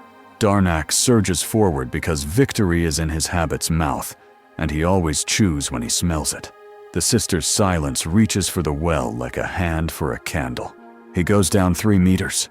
The world above the well seems, from there, like a poem written out of spite. The world inside the well is math spelled right. The Noctilith licks him like frost. The spear's wake is a line even in here. The wound in him thrums like someone plucking a string and liking the note. He does not glow. He does not shine. He makes himself very local and very ugly. He reaches to his palm and presses the sigil there. The Aquila, with the too bright sun jammed between its heads, against the inside wall. The Noctilith's perfect absence meets a thing made deliberately asymmetrical. Asymmetry irritates perfection. The stone once drank gods. It does not like a language that was born in a kitchen. The well shudders. An efficiency somewhere cries. The Cryptek clicks twice, surprised enough to approach alarm. Darnax lunges with the spear down into the dark like a man trying to hunt a fish with a book. He does not aim by sight. He aims by the smell of refusal. The spear finds him. The tip touches his shoulder and writes intention drain in a font large enough for the dead to read. He lets it. He has learned that sometimes to beat a thing, you have to become the shape it wants for a breath, but not longer. He pulls with one hand. Aquila pressed against Blackstone and answers. No, he tells the spear. He does not throw it away. He does not break it, because that is what men like Darnax understand. He removes a word from its sentence. He makes it. You are useful when you are. The missing word leaves a hole Darnax does not know how to read. The spear falters because verbs do not like to be left alone. He pushes off the wall. He rises. He comes up with the well's heat on his face and black dust on his palm. Before anyone can name the miracle or the mistake, he takes the banner from Mirabelle's hand. He jams the ugly star on silk over the mouth of the well like a bomb. The fabric catches and smokes and holds for 9 seconds. 9 is enough. The sister's silence folds down over it. The cryptex lattice bites its own fingers. Darnax repositions, calculates, arrives a step too late into an absence that is already chosen by someone not him. He retreats cleanly because he learned that as a child. He steps backward while insulting. Not bad, he says. You are learning to bleed without whining. We will continue your education at a time of my choosing. He does not warp out in a bloom with banners. He slips out through an algorithmic gap, under a prayer for delivery schedules, a thing the cryptech did for him, because it appreciates neat exits. He leaves 2 gifts, a shard of blackstone embedded in the banner's edge, and a code seed too polite to move until someone shakes its hand. Lucifer hands the banner back to Mirabelle. It is torn where the spear wrote a line. It is scorched where it held a well's mouth. It is prettier. Brings out your eyes, he says. She barks a laugh that might arrange itself into affection in some epic. We will not sew it straight, she says. I like irritating people I cannot shoot. Kest is already turning to Vronek with a face like a warrant. Your petition red line is null, she says. Your yard is under penance. Your scrap code is impounded. Your prayer schedules are replaced by work schedules that do not include doing math on people's choices. We will audit you until your sleep learns to fear the smell of ink. Vronek lowers his head. It makes a nice sound when it clicks. Mercy is efficiency, he begins, and stops because to recite catechism to this woman is to ask for wet fire. Mercy is mercy, she says. If it makes you faster and neater, good. If it doesn't, we pay anyway. That is our ugly creed. They burn the code. The sisters turn their backs on the flames, so the code has no audience as it dies. The Skitarii reslot their logic, like men turning knives on their own wrists and drawing breath when skin stings. The Noctilith is stored under sanction. The angels valiant take 2 blocks to a vault, whose door uses hunger as its hinge. Someone writes a catechism on a wall facing the yard. Be kind. Count cost. Refuse crowns. The municipal workers will paint over it next week. It will flake, and the words will persist like a stain. He sleeps 10 minutes in a Medica berth on the black ship that are starting to smell like him. In his dream, the mirror sits on a mechanic's stool and throws him a bolt. He catches it. It says, "Screw." He wakes to Kest at his bedside, holding tea. It is the worst tea in the world. He does not say it because he has learned the straight line between gift and gratitude is not a place for jokes. Your sigil, she says. The banners, the seals. It is on my rosette now, in the smallest place. The throne's will makes black paint move. He lifts his hand and looks at the star crooked into the Aquila.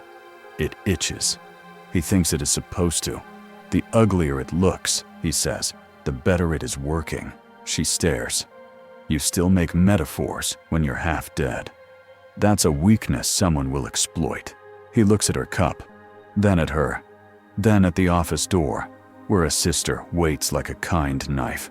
They already did, he says. We are carrying it. The Forge Moon is not the end of the list. It never is. A relay tickles Kest's comm bead with a message that reads like a wound stitched into a dispatch. A reliquary train has derailed in the Glauberhabs. The crash set a spire afire where widows sleep. 1,000 relics, Bones and rings and scraps of parchment written by hands people wish they knew have spilled into ash. The crowd outside calls the fire justice or proof or neither. A cadre of penitents lashes their own backs like a wind, and a board of rationing sees the moment for order written onto chaos. Kest's face does not move when she reads. Mirabelle's mouth does. Lucifer puts his legs over the side of the Medici pallet and does not wobble because he is rude to gravity when it is polite to ask. They find the spire by smoke. The reliquary train lies across a street named only by habit. The bones under its wheels will be arguments later. The widows cry at second-floor windows because the first floor is full of men telling them to be quiet. The penitents' lashes sound like wet flags. The board of rationing stands on a truck and says, "We will use this moment to redistribute the meat you do not deserve," which is words you only say if you have never held a dying person and listened. Lucifer moves first, not because he is the fastest, but because if he doesn't preempt, Mirabelle will cut the truck in half and Kest will arrest 100 people. He walks under the widow's windows and speaks to the fire like a colleague who is beginning to bore and should wrap up. "Be tired," he says. The flame droops, offended. It is still cruel, but it is sluggish now. It remembers a night when it burned, because soup demanded it, and stops enjoying the taste of upholstery. It lets 4 women out the front door, without trying to kiss their shawls. The crowd's roar shifts from satisfaction to gratitude to the sullen quiet of men who wanted a riot to be fun. He turns to the truck. The board's spokesperson is a man trained to believe in charts. He wears a neat cap. He holds his hands like they are on a lectern, even when they are on nothing. He sees Lucifer and thinks, an opportunity to be heard. Lucifer hands him the microphone. The man blinks like a cat presented with a lemon and decides to drink. He starts, "On this day of accident and error we find—" "No," Lucifer says very gently. "Try again, without the collection of words you use to hide in." The man remembers a grandmother with a hand like a shovel and starts over. "We messed up," he says. "We have meat. You do not. We let this happen. We will cart and feed. We will give widows the first shares. We will stop saying productivity into rooms full of grief. We will shut up when the soup is served." Someone in the crowd laughs, and someone else takes a step toward him with a knife and stops, because you don't stab a man holding a sentence that clean. Kest stands at the back, not smiling. Mirabelle leans against a wall with her banner resting and looks at Lucifer with a side of her mouth. "You didn't change his mind," she murmurs. "I gave him a chance to remember he has one." He murmurs back. Relics burn. The widows cry. The penitent lashes lower, slowly. A child draws a sun in ash, and a sister stands beside it and says nothing. No murals go up. The municipal worker 2 blocks away puts a finger to her ear and listens to an order that tells her not to come today. She makes bread with a pattern under the crust instead. The enemy learns too. Darnak stands in a room on a ship that is not his and draws a symbol in the air with 1 finger. Not a star, not an aquila, a simple square. He says, he is proud. Find him under that. The cryptech builds him a small device that looks like a locket and is actually a hole in polite space. Inside the hole is an echo of Lucifer's first refusal under the false tree, a thing Darnax caught with the spear. The cryptech wraps it in equations that say, put this refusal in front of him. Let him argue with himself until the room has leverage. The next call is not large. It is the kind of thing no one will write a song about.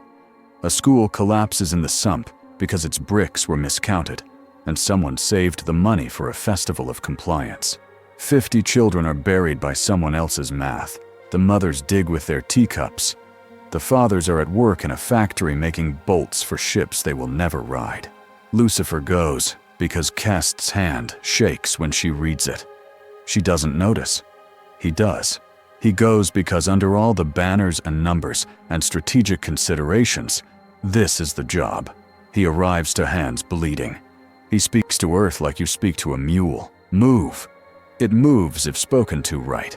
He draws a line on the dirt that means, here is a space where bellies rise, not bricks. Hands reach into that space and pull a child out by one shoulder. The child cries without breath for a moment, and then, with breath, forever.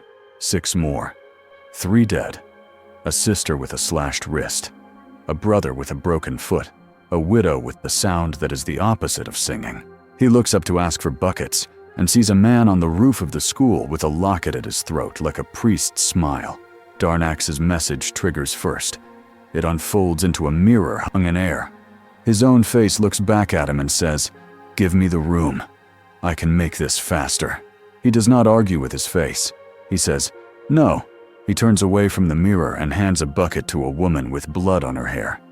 He says to Kest, not looking at her, "When this is over, arrest the man with the locket. Take it. Do not open it on this planet." She nods and moves. Mirabelle has not joined because she is at the Forge Moon, auditing a prayer with her knife. The sisters are here, 2 of them, standing in the dirt with bare heads. Their absence gives the air a sound like relief. A child who died breathes once, and then does not. The sister looks at her, and then at Lucifer. He shakes his head, and the woman who carries the null nods once like a soldier. The little aftermath matters. A school rebuilt with bricks counted by men wild-eyed as sinners in a confessional. An arrest that does not end in a throat slit. A room where mothers meet every week for tea, and someone mentions the star, and someone else says, "Shh," not because Inquisition, but because they like bread more. Kest signs 6 forms with her left hand, because her right is tired. Lucifer draws the chalk line of a play yard on a floor that is not smooth. The children run in loops and call it a game. No one names it mandate. He pays. He pays constantly now. The wound doesn't close because it has a story. He gave it one when he refused. It teaches him humility the way only chronic pain can. He keeps his pride anyway, and he keeps it like a man keeping a sword he doesn't like to use. Enemies take notes. Friends take stubbornness. Across a subsector, banners adjust. The Aquila with the crooked star appears in a corner of an administratum docket where it shouldn't, because a clerk got bored and brave. A preacher paints over 3 suns drawn on the step of his shrine and tells the children, "Draw it on bread, not on God's walls." A custodian in gold heaves a sigh that may be a laugh when he thinks no one can hear. The mirror returns less often. When it does, it asks less. It shows more. On a night when he is sleeping badly and the ship is quiet like a lie, it appears and says, "I did try the throne, on a world you will never see. They loved me until they didn't. They became efficient. They became neat. No one stabbed on soups anymore. It was warm for a while. Then it was cold forever. You will not get that cold with your choice. But you will love how warm you could have made it." He says, "Thank you," because he is not too proud to appreciate an honest temptation. He says, "No," again, with a smaller smile, because it still tastes good to say. Kest changes too. She starts letting herself finish sentences that begin with, "We can't." She stops believing her knife is the only tool. She keeps it sharp anyway. She gets in a fight with a Lord Governor over a budget line that would have funded a statue. She loses beautifully, and writes a memo that will be useful when the statue cracks. Mirabelle becomes, somehow, more devout and more insulting at once. She paints small stars on her boots in charcoal inside, where only she and her god can see. She cuts her banner's tear into a stitch that looks like a smile and tells anyone who asks, "It's to remind me not to trust unblemished fabric." Darnax tries a dozen smaller interventions and learns a dozen new failures to add to his liturgy. He calls this phase research and does not notice the hurt on the word. The cryptech builds a bigger lattice and says, "Perhaps the problem is not the subject. Perhaps the problem is the frame." It suggests a trap that uses not Blackstone, but penance. a machine run on guilt that will name everything it touches as sin, and therefore obedient. Darnax does not smile, for once. He begins cutting signatures into the next planet's sky. There is a summons, not to Terra, to an in-between place, a ring station above Palatine's tongue, a fortress monastery without beds, a place where orders go to argue. The sigil on the slate is the Holy Ordos, and something older, something that smells like steel and incense. The High Lord's Subcommittee on Unusual Leashes. Cast rolls her eyes in private. Mirabelle swears a line that would have made a saint blush. Lucifer looks at the rendezvous date and laughs outright. "Of course," he says. "We have to write the rules while the war is ongoing." They go. The ring is all marble and guns. The meeting room is a box with chairs carved to make men sit upright. The people are knives and handshakes and a few honest shoulders. The chair at the head has a simple cloth draped over it, because the person who uses it sometimes is not there. And everyone is happier when he isn't. They debate. It is ugly and good. The ecclesiarch sends a thin man with a thick vocabulary who says the words idolatry management and is surprised to still have teeth at the end. The Lord Sector Lord says deployable asset and civil order metrics a lot. A Grey Knight sits in a corner and says almost nothing, which is terrifying. The Mechanicus sends someone who is not Vronic and does not worship Blackstone out loud. Cast is crisp as a man sharpening a slate. Mirabelle is holy, like a whip.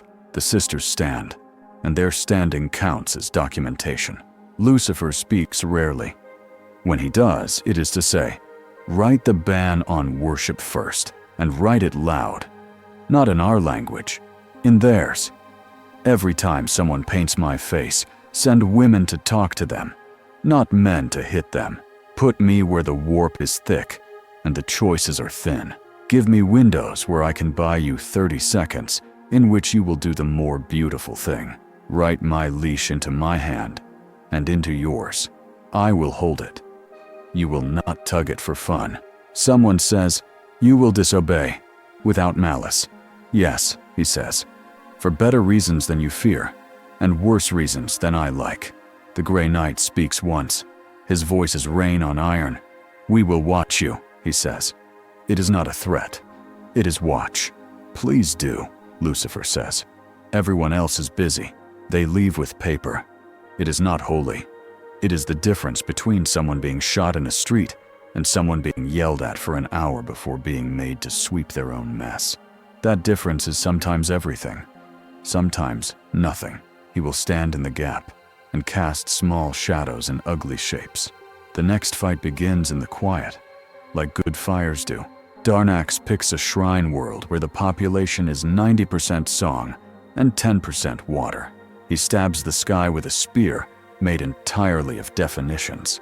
He sets small traps, mirror rooms in the minds of the devout, lattices under confessionals that write efficiency into prayer. He places the penance engine in a cave under an altar and feeds it confessions collected by a priest who believes in clean ledgers. Mirabelle feels it in a hymn. Her voice snagged on a syllable and bled.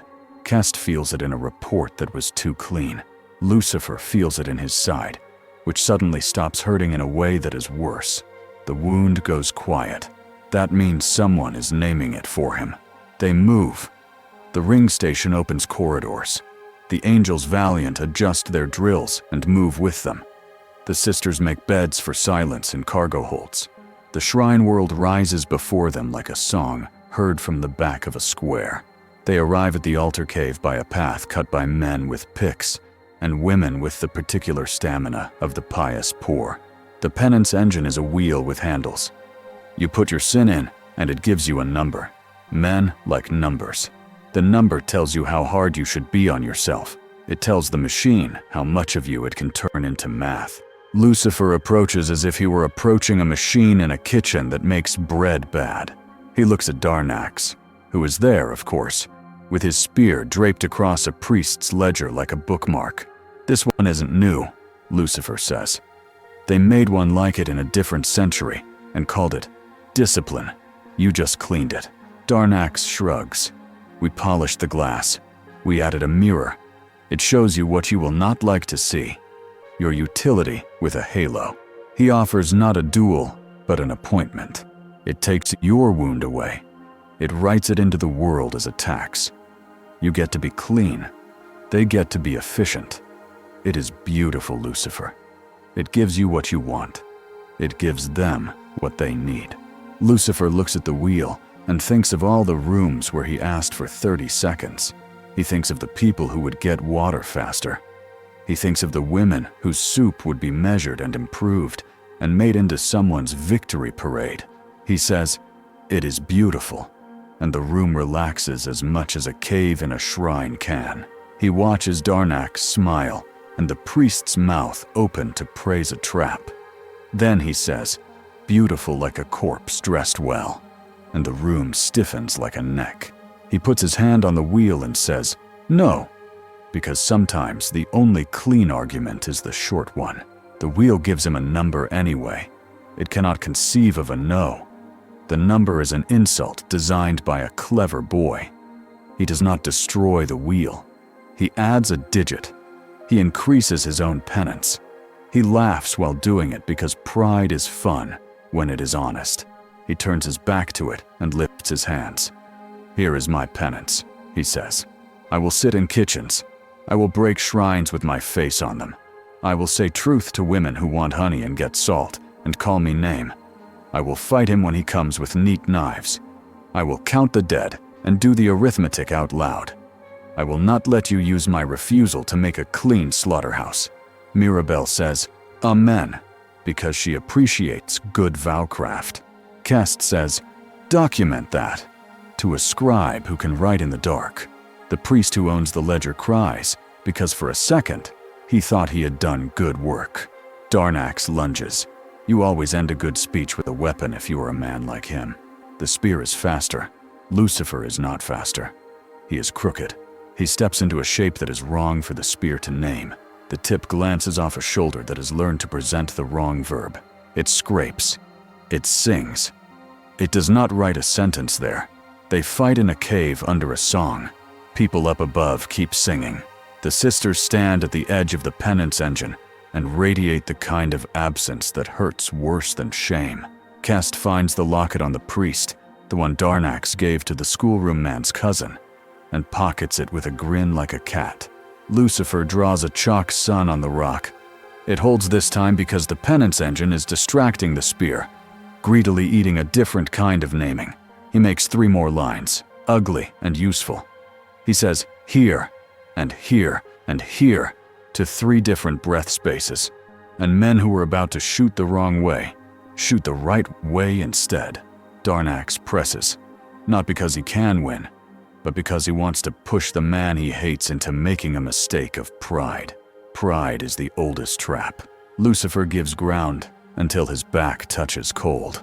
He hates being cornered. He is proud. He chooses to leave the impulse unfilled. He steps sideways into a woman's breath, says, "Excuse me," and lets Darnax trip on a vow he did not hear. The spear carves a line into the cave wall that will be misread as a saint's miracle.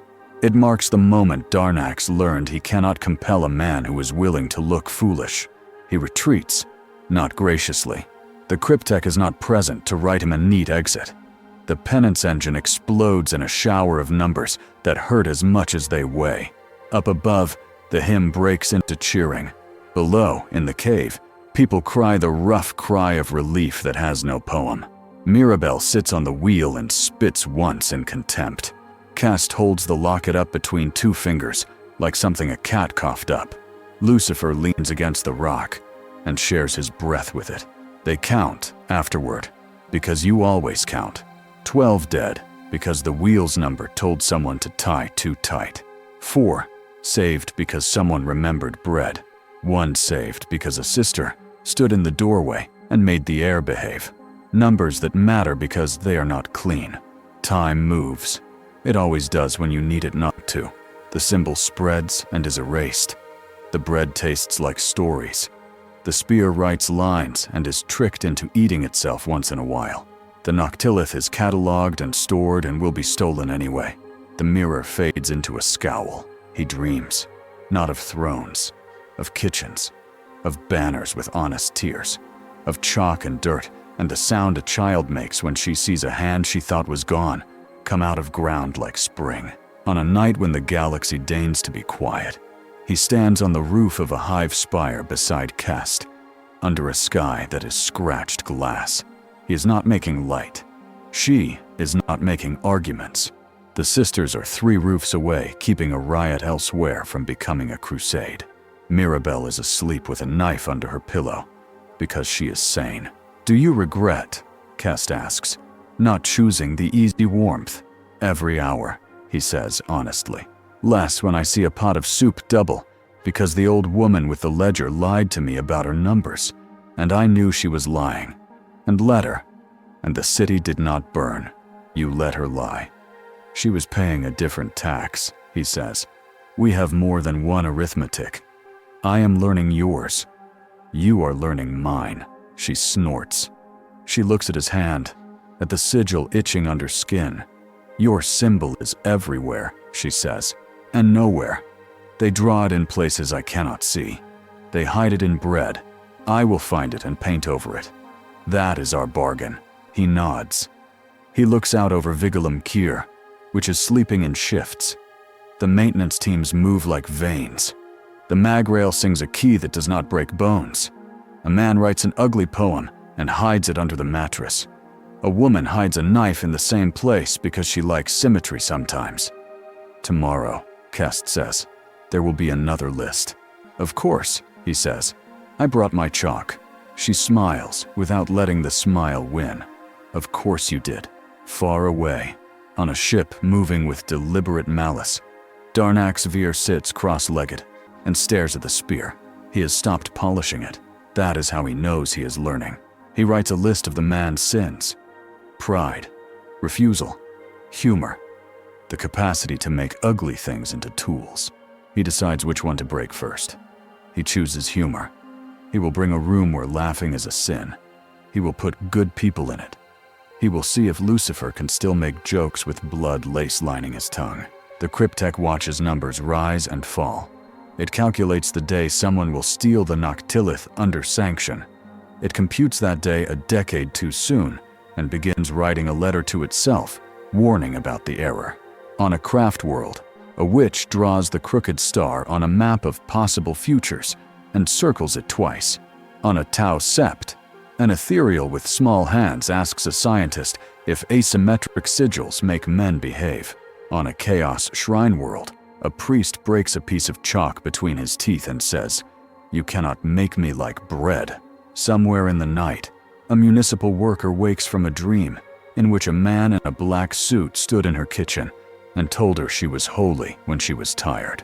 She cries quietly because she knows no one will believe that dream was proper doctrine. She gets up. She goes to work. She brings a second loaf. She draws the sun under the crust with a fingernail. No one sees. Everyone tastes. On Korith Prime, a small boy, no longer small, not yet tall, stands at the chalk pit in a schoolyard he helped salvage. He draws a circle. He gives it too many rays. A sister stands by the gate and looks away on purpose. Inquisitor Cast signs a form that will make paint arrive late tomorrow. Canoness Mirabelle sharpens her knife on a stone that has no edges anymore because she ran them all away. Admiral Vero reads a maintenance report that is almost good and writes at the bottom, "Almost." Lucifer steps through a door that has never fit right. He puts his hand to the frame and persuades it to be less honest about how badly it wants to stick. He walks into a room full of women counting rations and children counting rays. He is a sanctioned servant, which is to say, not a king, not an angel, not a god. He is a man who refuses well, who bleeds where meaning bites, who draws lines where the world forgets to have a place to stand. His symbol is a bird with 2 heads, disagreeing politely over a crooked star. It irritates the right enemies and the right friends. It is painted over constantly. It is drawn under everything constantly. It is ugly. It is good. The galaxy watches. It waits to see if this experiment eats itself, like so many experiments do. In the meantime, dawn comes late to Vigilum-Kyr, and someone tells a column on the far side of the hive, "Hold, please." The column obeys, surprised to find itself respected. Above, the warp is a sea, and the throne is a lighthouse with a tired keeper. The light does not glorify what it touches. It makes things visible. You cannot ask more if you want to remain sane. You can ask more if you are proud. He is both. On nights when the fighting is worst, when the spear finds bone, and the Noctilith tells him his words are air, when Kest's jaw is tight enough to crack, and Mirabelle's hymn is ugly enough to be a comfort, and the sister's silence is the only kindness in reach, he remembers the child's chalk under the paint and smiles with his teeth. It is the wrong moment for a smile. That is why it works. He goes on. So do they.